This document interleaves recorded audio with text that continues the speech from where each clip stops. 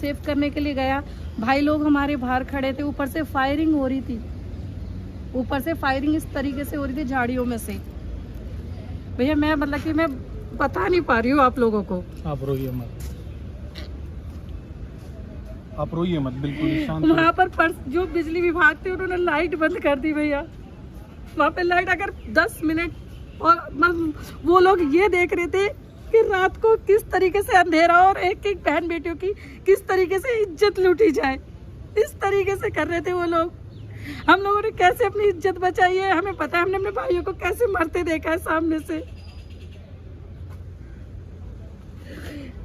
किस तरीके से हमारे भाइयों की गोलियां लगी है हमें पता है भैया। उनके पास ये भी नहीं था कि हम लोग उनके पट्टी भी बांध सके, हम लोगों ने अपनी चुन्नियां उतार कर भाइयों के बांधी है जिनका गोलियां लगी थी। क्या मरने के लिए गए थे क्या? हम लोग वहां पर दर्शन नहीं कर सकते क्या वहां पर? ये बताओ आप हमें। ये लोग भी तो निकालते हैं अपने, क्या हमारा कोई कुछ कहता ही नहीं कोई भाई? ये बताओ। शांति रखिए। तो ये तस्वीरें कितनी भयावह थी, मतलब कैसे महिलाओं ने ये चुनियाँ जो अपने शरीर को ढकने के लिए थी, ये इन बहनों ने अपनी चुनियाँ जो हैं उन भाइयों के पट्टियाँ बांधने के लिए, जिन पर पत्थर बरसाए गए थे, जिन पर गोलियां बरसाई गई है, शायद वहाँ पर पीने को पानी भी नहीं था भाई, पीने को पानी भी नहीं था। जो शिवलिंग था ना, शिवलिंग पे जो जल चढ़ाया था उसको ऐसे करके हम लोग जब अपना गला गीला कर रहे थे,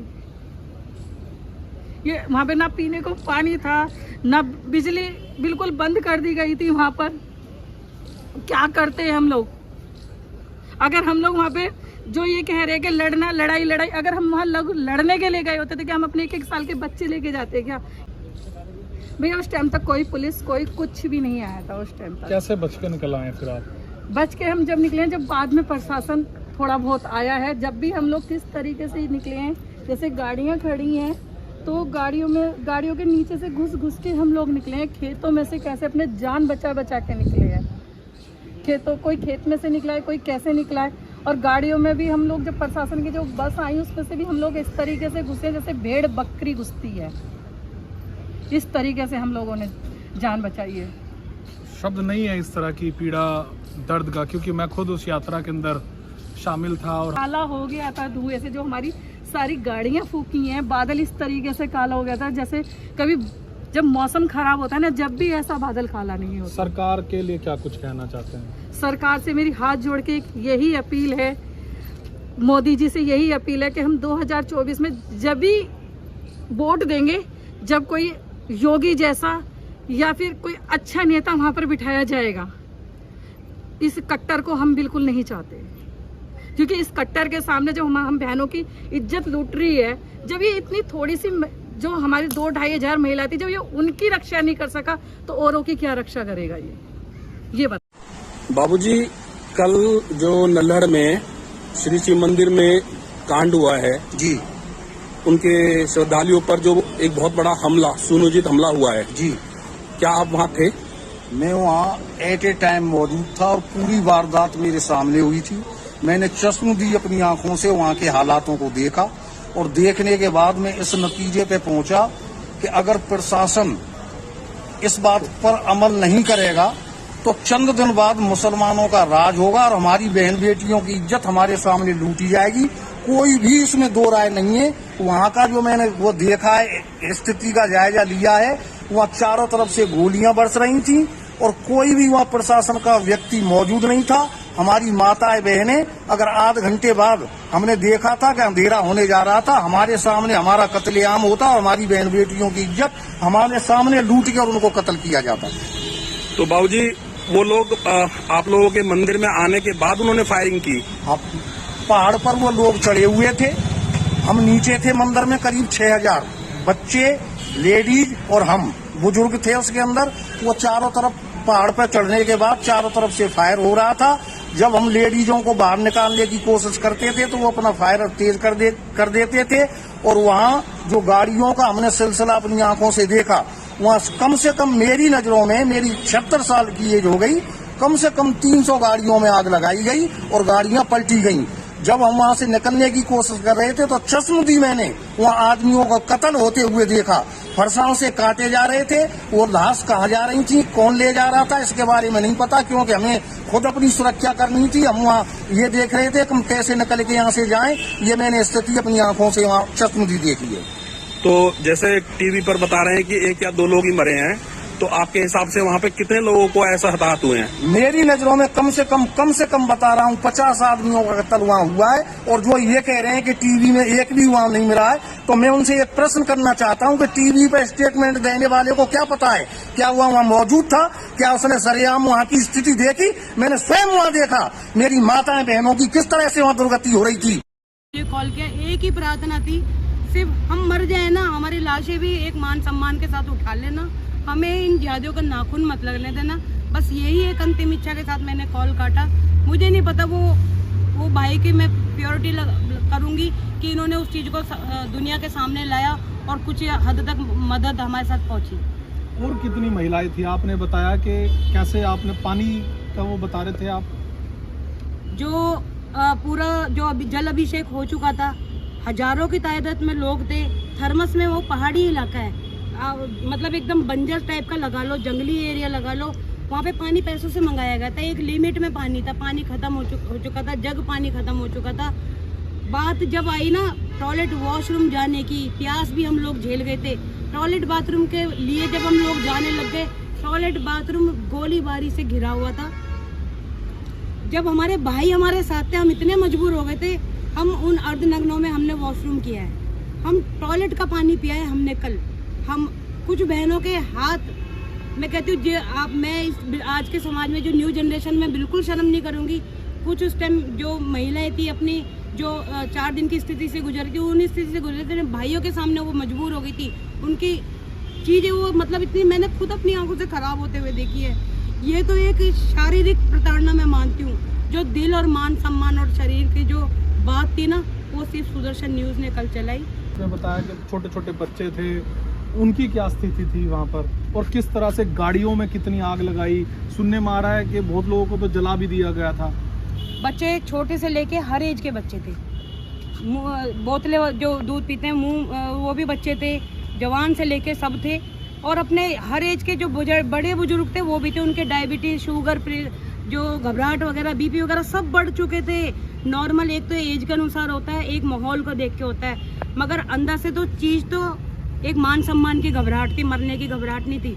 मगर उन लोगों को हमने गले लगाया, जैसे कितना भी गले लगा लो, कितना भी समझा लो, मगर सबको समझ में आ गया था कोई रास्ता किसी तरह का नहीं है, यहाँ से बचने का नहीं है। बस सिर्फ एक सुदर्शन न्यूज़ चैनल की वजह से हम लोग आज अपने मान सम्मान के साथ यहाँ पे खड़े हुए। और आप तो ये कहते गोलीबारी कल हमने अपनी आंखों से देखी। ये गोली तो बहुत छोटी होती है, कितने इंच की थी मुझे तो ये भी नहीं पता। जो उनके पत्थर होते हैं ना, उन पत्थरों का आप, उनकी जो गोली के जो निशान है ना, उनका आप नाप नहीं सकते हो। जिन बच्चों के पेट में वो पत्थर लगे ना, 2 घंटे उनके पेट से वो हाथ हटा नहीं है। लोग कह रहे थे पत्थर ही लगाए, क्यों इतना वो कर रहा है, मगर उस बच्चे को पता है वो पत्थर किस गोली के समान था। गोली तो बहुत छोटी चीज है। पत्थरों मारे गए हैं। बिल्कुल पत्थर, वो उनको तो कोई मतलब ही नहीं था कौन है कि बड़ा बुजुर्ग कौन है, माताएं बहनें सबको पत्थर। उनको ये उनका जो असली टारगेट था, जैसे तैसे अंधेरा हो जाए, शाम होनी शुरू हो गई थी और किसी आश्वासन पे ही शाम हो गई थी, अंधेरा हो गया था। मगर जब हमने देखा कि ये तो 1 बजे से और ये टाइम आ गया, 6-7 घंटे निकल चुके हैं, फिर हमने अपने लेवल पे रिस्क लेना शुरू करा। और मैंने कुछ अपनी बहनों को थोड़ा सा मोटिवेट किया।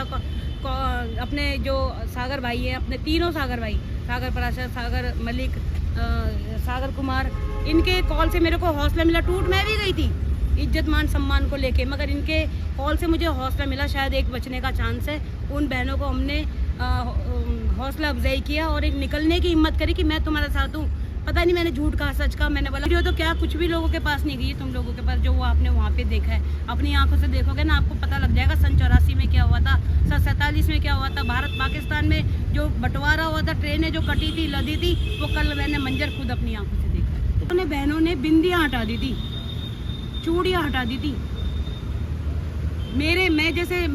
ये कोई मैंने फैशन में नहीं है, ये अपने पिताजी के भाव में, ये मेरे भाई का नाम है, ये मेरी बहनों का नाम है। एक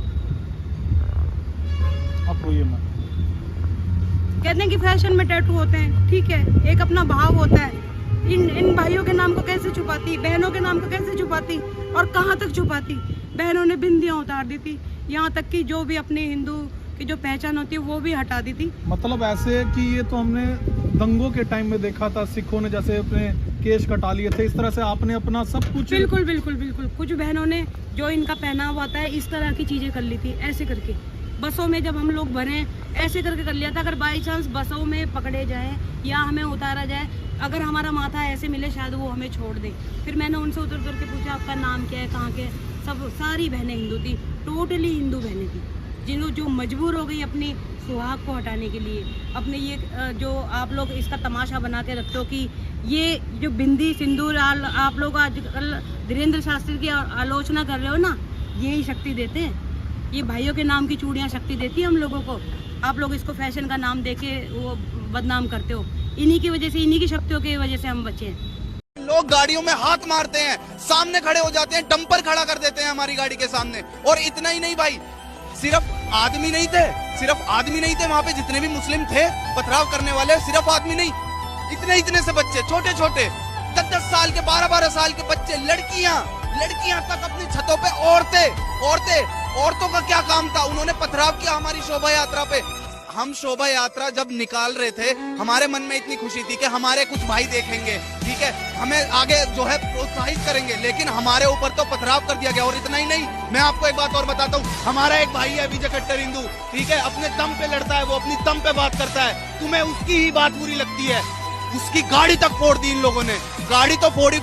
उसकी गाड़ी में एक छोटा सा 1.5 साल का बच्चा था, उसकी बीवी बैठी हुई थी, उसकी बहन थी, उसके भाई थे, उन्होंने उसकी भी शर्म नहीं करी, उस बच्चे तक की भी शर्म नहीं करी उसने। वो बच्चा हाथ जोड़ के खड़ा हुआ था वहाँ पे, उसकी गाड़ी फोड़ दी उन लोगों ने, वहाँ से भगा दिया उसको।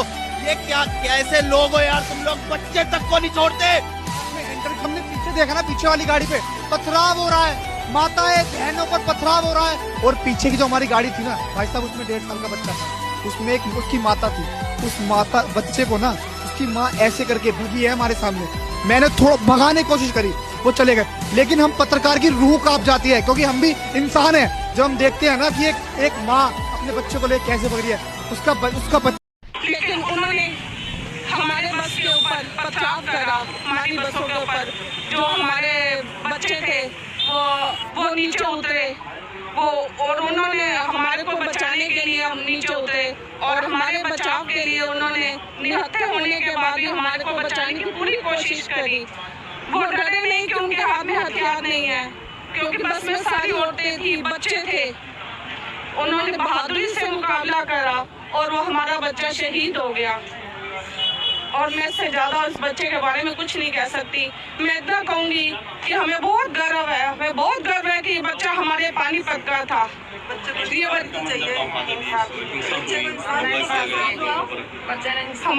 हमारे पर बहुत हिंसा हुई, हमारे पर वो पेट्रोल बम छोड़े गए, एसिड फेंका गया, पत्थरबाजी हुई। हम मंदिर में हमें जब बंद करा गया तो पहाड़ों से चारों तरफ से गोलियां बरस रही थी।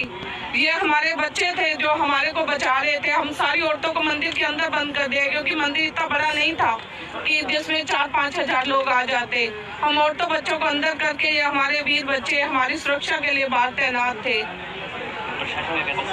प्रशासन जब हमारी यात्रा, जब हमारे पर उन्होंने आक्रमण करा तो उस टाइम तो संख्या जो थी बहुत कम थी पुलिस की, और उपद्रवियों की संख्या बहुत ज्यादा थी।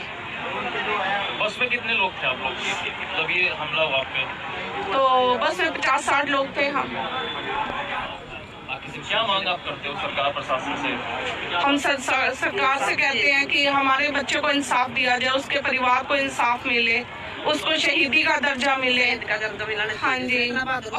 वहाँ पे कहा जा रहा है कि पत्थरबाजी जो हुई है वो इसीलिए हुई है क्योंकि शोभा यात्रा के अंदर कुछ प्रोवोकेटिव स्लोगन्स रेस किए गए थे। तुम वहाँ मौजूद थे, क्या वहाँ पे कहा गया था? भैया पहली बात, इतना शांतिपूर्ण शोभा यात्रा हम पहली बार देखे थे। मतलब कि परिवार, बच्चा 1.5 साल का बच्चा को लेके गए थे।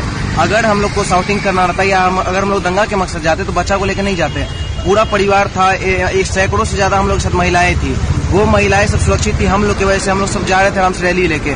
लेकिन अचानक से कुछ जो जिनको लोग बोलता है कि माइनॉरिटी में उन समाज के विशेष समुदाय के लोग जो है अचानक पथराव शुरू करते हैं बिना मतलब का।